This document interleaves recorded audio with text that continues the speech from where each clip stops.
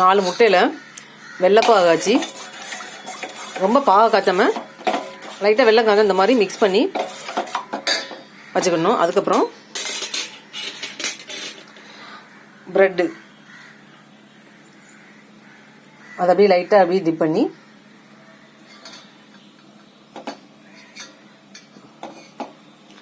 நெய் தடவிக்கலாம். நெய் இல்லை பட்டர் ஊற்றிக்கலாம், இல்லைன்னா தேங்காய் எண்ணெய் ஊற்றிக்கலாம்.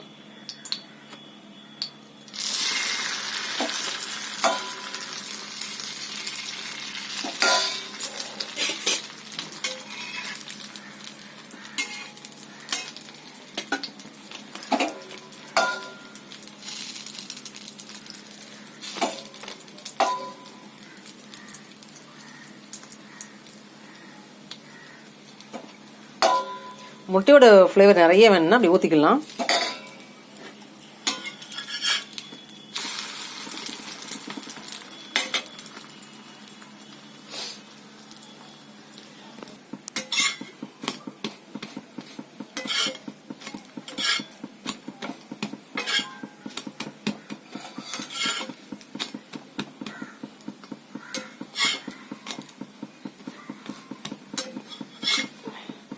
ஈவினிங் ஸ்நாக்ஸ்க்கு ரொம்ப அருமையாக இருக்கும். சின்ன குழந்தைங்க வந்து பெரியவங்க வரைக்கும் எல்லாம் விரும்பி சொல்லுவாங்க. சாஃப்ட் அப்படி முட்டையோட ஃப்ளேவர் சேர்ந்து அவ்வளோ டேஸ்ட் நல்லாயிருக்கும்.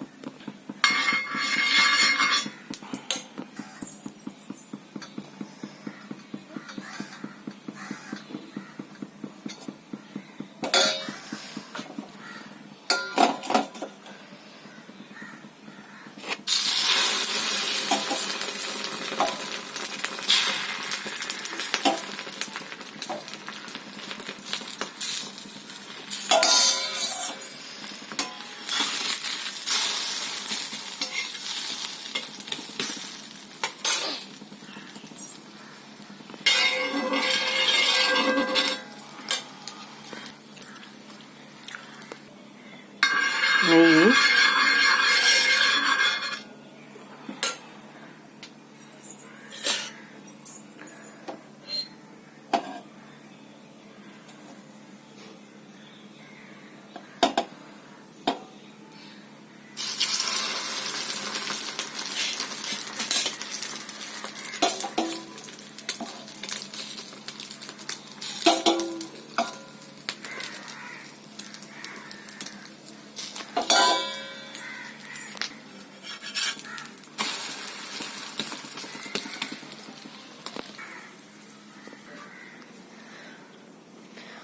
ஈவினிங் ஸ்நாக்ஸுக்கு ப்ரெட்டில் எக்கு வெள்ளைப்பாவு சேர்த்து டோஸ்ட் பண்ண ஸ்நாக்ஸ் ரெடி ஆயிடுச்சு.